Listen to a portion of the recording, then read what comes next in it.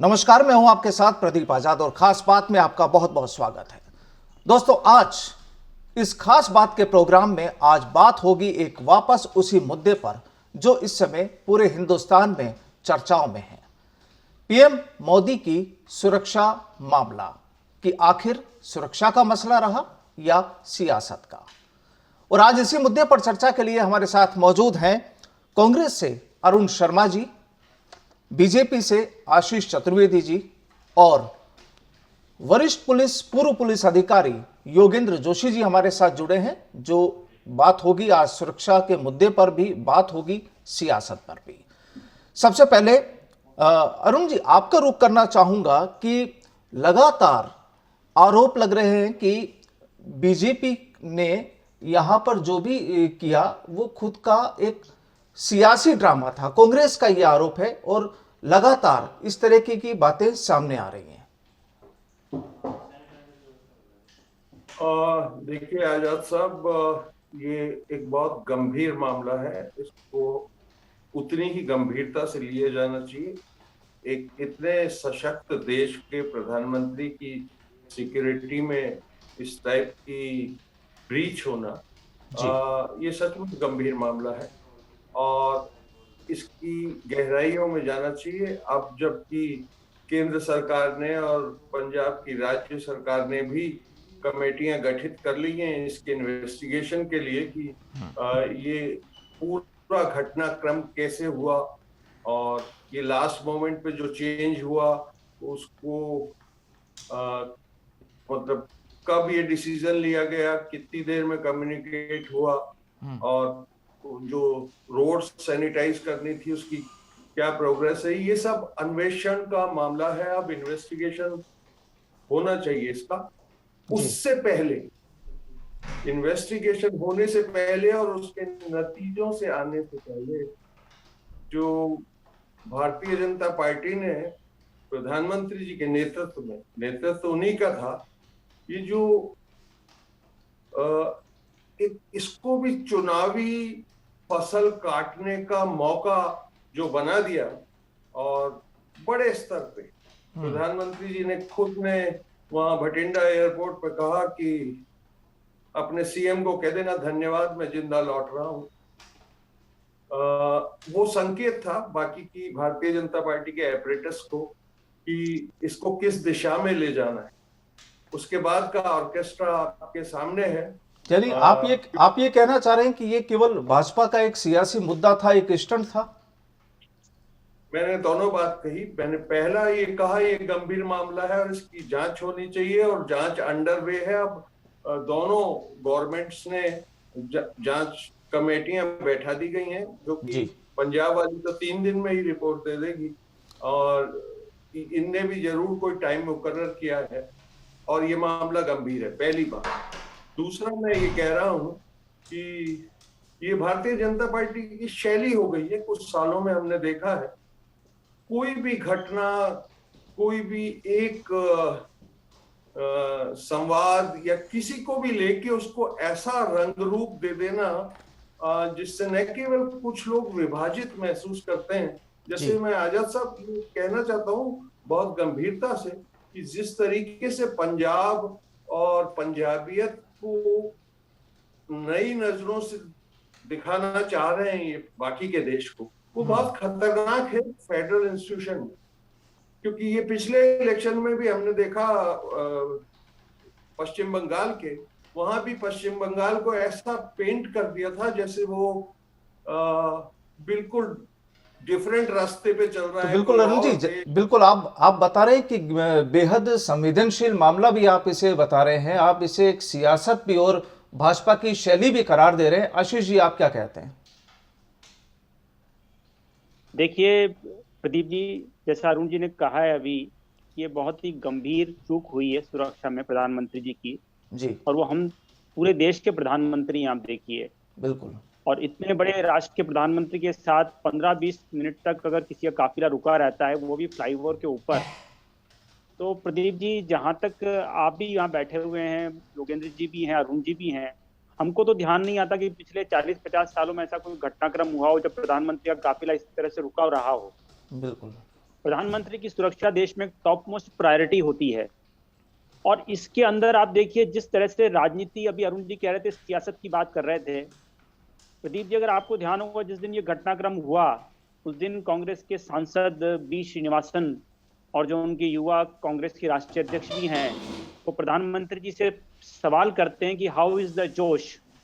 तो मुझे लगता है कि ऐसे, और ये तो उनके बी श्रीनिवासन जी के ट्वीट की बात है। आप देखिए अगर हम यूथ कांग्रेस की बात करें तो यूथ कांग्रेस का जो ऑफिशियल ट्विटर हैंडल है उससे एक ट्वीट आता है कि ये कौन से कर्मों का फल है। आप देखिए जिस तरह की भाषा का ये प्रयोग कांग्रेस के द्वारा और कांग्रेस के नेताओं के द्वारा किया जा रहा है तो उससे तो ऐसा प्रतीत होता है कि प्रधानमंत्री जी की सुरक्षा में जो एक भारी चूक हुई है उससे कांग्रेस के तमाम नेता बहुत खुश हैं। आप देखिए ऐसा लग रहा है और ऐसा पूरे देश को लग रहा है। और देखिए जहां तक आक्रोश की बात है, कोई भारतीय जनता पार्टी के नेता आक्रोशित नहीं है। भारत देखिए इसमें कोई संशय नहीं है, मोदी जी देश के सर्वाधिक लोकप्रिय नेता हैं। पिछले 2 चुनावों से भारतीय जनता पार्टी पूर्ण बहुमत में सरकार में आ रही है और इसके पीछे मोदी जी का करिश्माई नेतृत्व है। वो भारत के बहुत लंबे अरसे बाद एक ऐसे नेता आए हैं जिसकी लोकप्रियता इतनी व्यापक है। आप देखिए पूरे अक्रॉस द कंट्री में आप चले जाइए जिस तरह के उन्होंने काम किए हैं।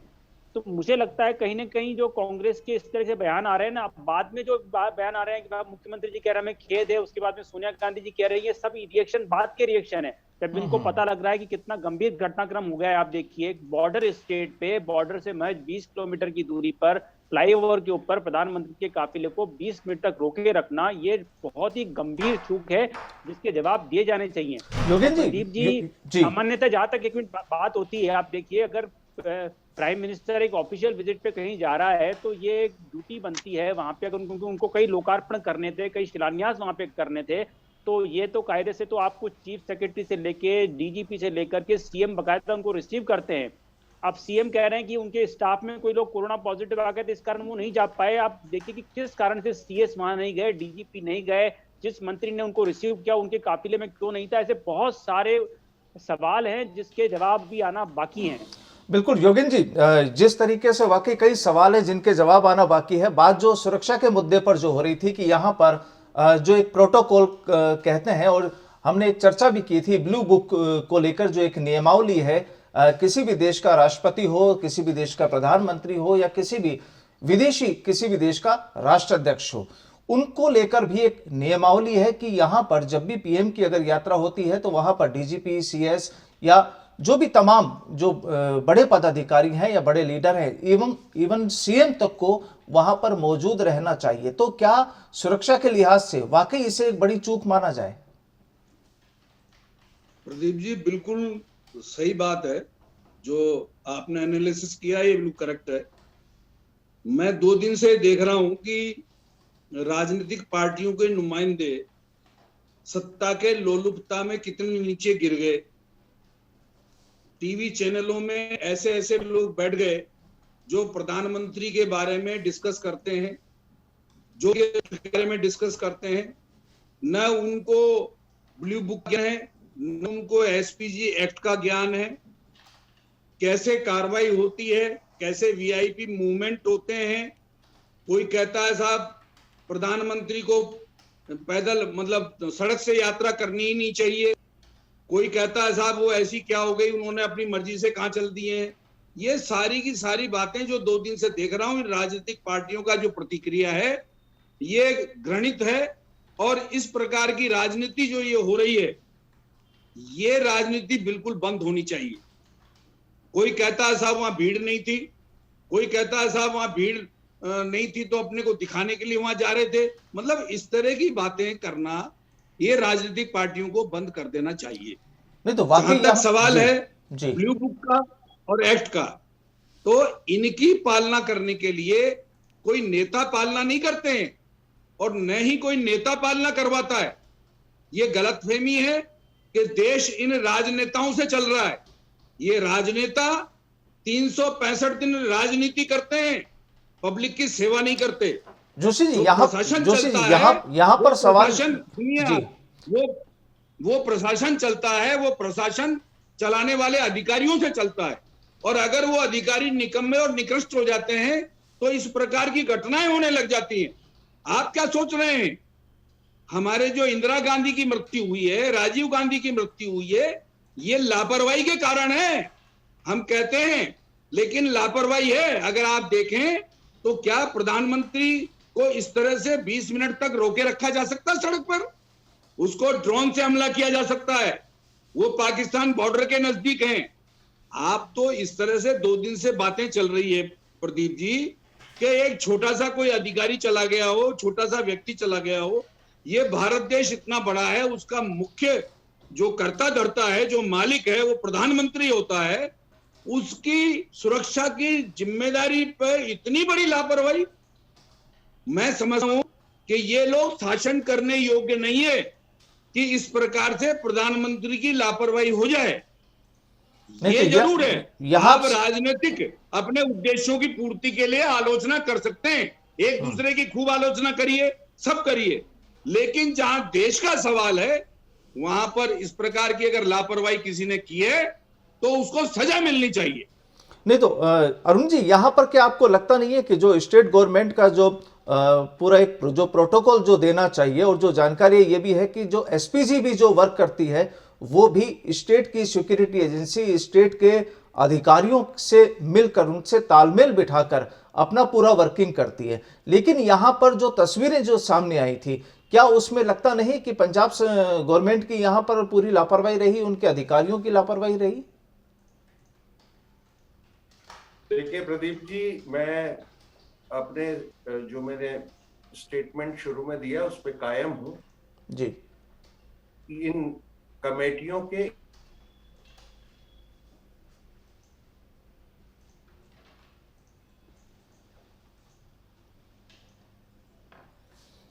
क्या ऐसा हुआ होगा, क्या ऐसा नहीं हुआ होगा, मुझे जितनी सी भी जानकारी है, जोशी जी आज काफी नाराज अवतार में हैं और कह रहे हैं कि ये राजनीतिक ये किसी काम के नहीं है और ब्यूरोक्रेसी से ही और अफसरों से ही देश चलता है। ये भी एक अपने तरीके का एग्जरेशन है। बिना राजनीति जो अपन ने मॉडल चुना है उसमें प्रजातंत्र है, पॉलिटिकल पार्टीज हैं, पॉलिसीज बनती हैं, वो हमने खुद इस देश ने चुना है और उसको पूरा के पूरा ब्यूरोक्रेसी पे छोड़ दिया जाए, ये भी बहुत कम खतरनाक बात नहीं है, क्योंकि ब्यूरोक्रेसी की हालत भी हम भी जानते हैं, क्योंकि है तो इन सब फील्ड्स में हम ही लोग ना, हम भारतीय लोग। लापरवाही, करप्शन, ये किस क्षेत्र में नहीं है, वो सर्वविदित है। जितनी सी मुझे छोटी सी जानकारी है, जोशी जितना मैं नहीं जानता हूँ। अरुण जी, अगर ब्यूरोक्रेसी, अगर मैं तो ये कह रहा हूँ कि राजनीति के लोग इतने मजबूत होते तो ब्यूरोक्रेसी कमजोर कैसे होती? आपकी बारी आए तब बोलना सर। आपने जो उद्गार प्रकट कर दिए मैंने स्वीकार किए हैं। मैं तो छोटा सा निवेदन कर रहा हूँ, वो आप सुन लें, उसके बाद अपनी एक्सपर्ट ओपिनियन दीजिएगा।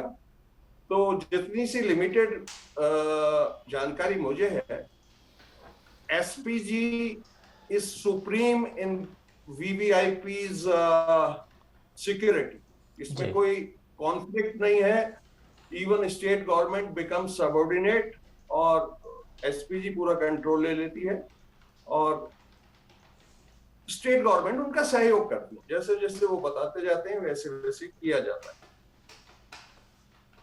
अब मैं फिर वही कह रहा हूं कि पहले इसकी जांच हो जाने दीजिए, उसके बाद ये सारे जो नाटक हैं वो किए जाए तो अच्छा लगता है, तो मामला गंभीर लगता है और उसमें करेक्शन की राह पे हम निकल सकते हैं एज ए कंट्री कि कहां किस स्तर पे चूक हुई है और उसको परखा जाए पहले, फिर दंडित किया जाए और स्ट्रेंथन किया जाए प्रधानमंत्री और राष्ट्रपति और वीवीआईपीज की सिक्योरिटी को। इसमें कोई कॉन्फ्लिक्ट नहीं है, लेकिन जांच से पहले जिस तरीके से इस कार्यक्रम को 2 दिन से लेके उड़ा गया है, और मैंने आपको बताया संकेत प्राइम मिनिस्टर ने खुद ने दिया। अभी आशीष जी फरमा कि ऐसा आजाद भारत के इतिहास में कभी नहीं हुआ है। मैं उनकी जानकारी दुरुस्त करना चाहता हूं। अपने ही जयपुर में प्रधानमंत्री नरसिम्हा राव की विजिट के दौरान शायद सीपीएम, मुझे ठीक से याद नहीं है, सीपीएम के कुछ कार्यकर्ता उनकी सड़क पे आ गए। उसको बड़ी मुश्किल से रूट बदल के प्राइम मिनिस्टर को एयरपोर्ट पहुंचाया गया, पर प्राइम मिनिस्टर ने एयरपोर्ट जाके ये नहीं कहा धन्यवाद बोल देना अपने चीफ मिनिस्टर को, मैं निकल आया। मनमोहन सिंह जी जब प्राइम मिनिस्टर थे, गुजरात में एक युवक ने उन पे जूता फेंका। ये मैं कल्पना की कहानियां नहीं सुना रहा हूं, आप लोगों को याद भी होगा, पुराने लोग, उसको पुलिस ने पकड़ भी लिया। खुद प्राइम मिनिस्टर ने, मनमोहन सिंह जी ने पुलिस को रोका इस बात से कि इसको दंडित करने की कोई जरूरत नहीं है, प्रोटेस्ट करने का सबको हक है। ये कोई नई घटनाएं नहीं है। इवन इंदिरा गांधी जी को जोशी जी जानते होंगे, इस घटना को इंदिरा जी को इंटेलिजेंस की रिपोर्ट मिल गई थी हत्या से पहले कि ये सिख्स को अपनी सिक्योरिटी से हटा दे, कुछ गड़बड़ की आशंका है। Then prime minister Shrimati Gandhi ने इसको मना कर दिया कि देश का प्रधानमंत्री अगर ऐसे संप्रदायों में और ऐसे डिफरेंशिएट करेगा, ये बिल्कुल उचित नहीं है। तो मैं आपको ये कह रहा हूं कि ये जो बाद में हुआ है वो अभूतपूर्व है। मतलब आप देखिए, चीफ मिनिस्टर काम छोड़ छाड़ के मंदिरों में पूजा कर रहे हैं, फिर इन्होंने ढूंढवाया कि कौन सबसे अच्छा ड्रामा टीवी पे कर सकता है, तो याद आया इनको कि एक बहुत एक्सपीरियंस टीवी सीरियल की हमारी नायिका हैं, उनको वो कह रही हैं ये खूनी साजिश है कांग्रेस। आप देखिए, संवाद देखिए, जैसे किसी पटकथा वाले से लिखवाए गए हो। इतने गंभीर मामले में इस टाइप के करने की जरूरत नहीं है। जो भी जांच करनी है, दंडित करना है, जो भी प्रोसीजर फॉलो करना है, जो आशीष जी अभी कुल मिलाकर कांग्रेस को अभी जांच रिपोर्ट का इंतजार है। उसके बाद वो चाहते हैं कि उसके बाद जो वाकई जो हकीकत होगी उसके बाद साफ होगी, लेकिन जांच रिपोर्ट अपने वक्त पर आएगी। लेकिन जो घटना हो चुकी है उसका क्या किया जाए? आशीष जी देखिए प्रदीप जी, यही बात तो अरुण जी समझ नहीं रहे हैं कि जांच रिपोर्ट तो जो आएगी उसमें इन्वेस्टिगेशन एजेंसी सारे बिंदुओं की जांच करेगी, और निश्चित रूप से जैसा हमने पहले भी कहा कि भारत के प्रधानमंत्री देश के कर्ता धर्ता एंड टॉप मोस्ट जो हैं, हेड ऑफ द गवर्नमेंट हैं, तो ऐसी चूक आगे नहीं हो। लेकिन और ऐसी कभी हुई भी नहीं है। आप देखिए होता क्या है कि अभी बता रहे थे अरुण जी की एसपीजी जो होती है वो टॉप मोस्ट सिक्योरिटी एजेंसी होती है जो ये तय करती है। तो एसपीजी का काम होता है प्रधानमंत्री को आंतरिक सुरक्षा देना। जब एसपीजी ने तय किया कि जो वेदर के कारण उनको हेलीकॉप्टर से नहीं ले जाया जाएगा, और इसकी जानकारी जब डीजीपी को थी, तो वहां की स्टेट पुलिस का ये कर्तव्य बनता था कि पूरे रूट को क्लियर करती, लेकिन उन्हें रूट को तो क्लियर किया नहीं। आप देखिए किस कारण से वो जो प्रदर्शनकारी हैं वो वहां पर आए, आप देखिए। और ऐसा नहीं है, प्रधानमंत्री पहले भी सड़कों से यात्रा करते रहे हैं। प्रदीप जी, अगर आपको ध्यान होगा तो मुझे अच्छे से ध्यान आ रहा है, वाजपेयी जी जब प्रधानमंत्री थे तो किसी कारण से उनका एयरपोर्ट दिल्ली पे लैंड नहीं कर पाया, वेदर खराब था, तो उनको रात को जयपुर में लैंड कराना पड़ा 10 बजे। फिर रात को 12 बजे वो यहाँ से रवाना हुए हैं, और जिसमें अलवर में बहरोड में वो रुके हैं, रुक करके फिर उन्होंने थोड़ा सा रुक करके फिर दिल्ली गए हैं। तो ये स्टेट पुलिस की और हरियाणा पुलिस, दिल्ली पुलिस, तीनों ने ये इंश्योर किया कि जो उनका कार्रवाई चलेगा उसको किसी तरह की बाधाएं नहीं आए। आप देखिए, तो मुझे लगता है कि आप स्टेट पुलिस को एकदम बाहर कर दें कि उसकी कोई जिम्मेदारी नहीं बनती है, सारी जिम्मेदारी एसपीजी की बनती है, बिल्कुल गलत बात है। स्टेट पुलिस की निश्चित रूप से जिम्मेदारी थी। आप देखिए क्या कारण रहा कि प्रदर्शनकारी वहां आ गए, और प्रदर्शनकारियों को जानकारी किसने दी कि प्रधानमंत्री वहां से जा रहे हैं? भाई ये तो बड़ा, जो जानकारी थी वो बहुत गुप्त जानकारी थी, जो केवल डीजीपी के पास गई होगी एसपीजी से। तो ये जानकारी प्रदर्शनकारियों तो किसने पहुंची? ऐसे बहुत सारे तथ्य हैं जो कि मुझे लगता है जांच एजेंसी जिन पे जांच करेगी और सामने आएंगी। और जिस तरह की भाषा का प्रयोग अभी अरुण जी कर रहे हैं, मुझे लगता है ये बिल्कुल ठीक नहीं है। मैं भी इनका प्रत्युत्तर दे सकता हूं, लेकिन मुझे भी क्या है, थोड़ी गरिमा का ध्यान रखना है। आप देखिए देश अच्छे से जानता है कौन नाटक और नौटंकी कर रहा है। आप देखिए